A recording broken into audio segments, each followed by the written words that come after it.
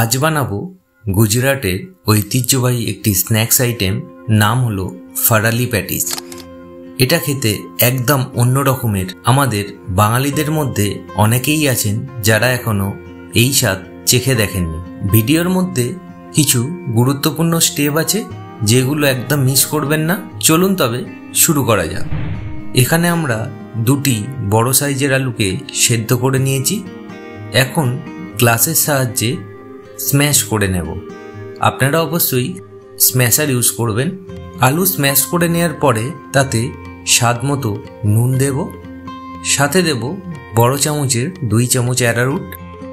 এবার হাতের সাহায্যে সমস্ত উপকরণকে মিশিয়ে সুন্দরভাবে মেখে নিতে হবে। আর যদি দেখেন যে হাতে মিশ্রণ লেগে যাচ্ছে, তাহলে প্রত্যেকটা স্টেপে একটু একটু করে অ্যারারুট অ্যাড করবেন, যেমনটা আপনারা স্ক্রিনে দেখতে পাচ্ছেন। এরকমভাবে মাখতে মাখতে দেখবেন আলুর ডো সেট হতে শুরু করেছে, হাতে আর লেগে যাচ্ছে না। এরপর রেস্ট দেবেন 15 মিনিটের জন্য। এবার ফারালি স্টাফিং বানিয়ে নেব। একটি পাত্রে ছোট বাটির 1 বাটি পরিমাণ নারকেল কোড়া দিয়ে দেব। নারকেলের অর্ধেক পরিমাণ দেব ভাজা চীনাবাদাম ক্র্যাশ করা, সাথে দেব পাউডার সুগার স্বাদ মতো। 8টি কাজুকে চপ করে রেখেছি, এখানে অ্যাড করে দেব।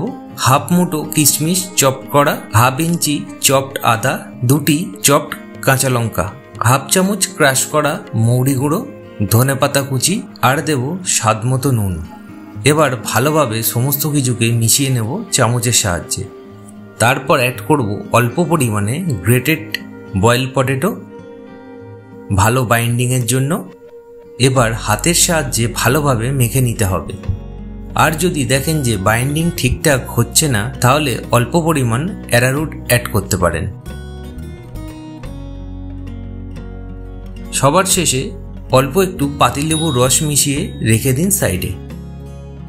এবার চাটনি বানিয়ে নেব। প্রথমে মিক্সার গ্রাইন্ডার জারে রোস্টেড বাদাম রয়েছে, যা আমরা প্রথমে গ্রাইন্ড করে রেখেছিলাম, তার অর্ধেক পরিমাণ আমরা ফিলিংয়ে ইউজ করেছি, আর বাকি অর্ধেকটা চাটনিতে ব্যবহার করছি। সাথে দেব 2 চামচ নারকেল কোড়া, 2টি কাঁচা লঙ্কা কুচি, ধনেপাতা কুচি, হাফ ইঞ্চি আদা স্লাইস করা, সাথে হাফ চামচ গোটা জিরে। এর সাথে যাবে স্বাদ মতো নুন, পাউডার সুগার আর লেবুর রস। সামান্য একটু জল দিয়ে ফাইন পেস্ট বানিয়ে নেব।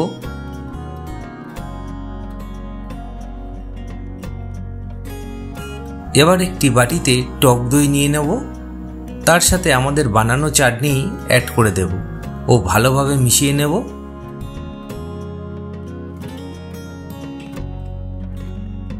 ওপর থেকে একটু রোস্টেড জিরে গুঁড়ো আর ধনেপাতা কুচি দিয়ে গার্নিশ করে ফ্রিজে রেখে দেব। প্যাটি বানানোর জন্য ডো থেকে ছোট বল কেটে নেব। হাত কিন্তু অবশ্যই অয়েলি হতে হবে। হাতে তালুর সাহায্যে চেপটে চেপটে একটু ফ্ল্যাট করে নিতে হবে। তার মাঝে দিতে হবে প্যাটি ফিলিং। এই কাজটি কিন্তু খুবই সাবধানতার সাথে করতে হবে, নইলে প্যাটি ফেটে যেতে পারে। এবার আপনারা আপনাদের ইচ্ছা মতন শেপ দিতে পারেন। আমরা যেহেতু শ্যালো ফ্রাই করব, তাই চ্যাপটা শেপ করলাম। এটি আপনারা ডিপ ফ্রাইও করতে পারেন, তার জন্য শেপ রাউন্ড রাখবেন। আপনাদের সুবিধার্থে আমরা আরেকটি প্যাটি তৈরি করে দেখালাম। এইভাবে আমরা সমস্ত প্যাটি গড়ে নেব।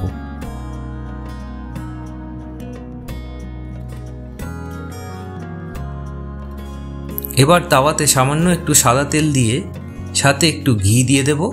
এটি আপনারা পুরোপুরি সাদা তেলেও করতে পারেন, আবার পুরোপুরি ঘিতেও করতে পারেন, সেটা আপনাদের ইচ্ছার উপর নির্ভর করছে। এবার একে একে প্যাটিগুলো তাওয়ার ওপর দিয়ে দেব। মা কিন্তু আজ দক্ষ হাতে এই গুজরাটি রান্নাটি একাই সামলাচ্ছে।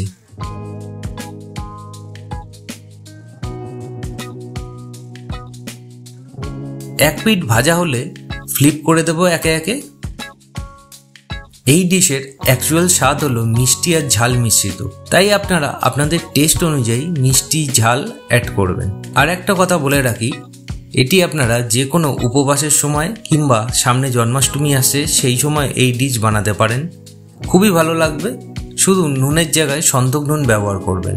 একবার ট্রাই করবেন, কিন্তু আমরা কথা দিচ্ছি বারবার প্রেমে পড়ে যাবেন।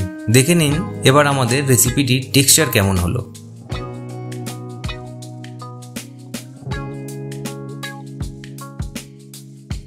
চিয়ার্স।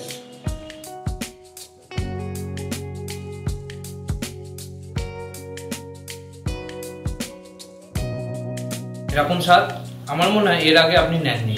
চটপট বাড়িতে বানান আর এনজয় করুন। আমাদের চ্যানেল সাবস্ক্রাইব করুন। আজকের মতো এখানেই টাটা।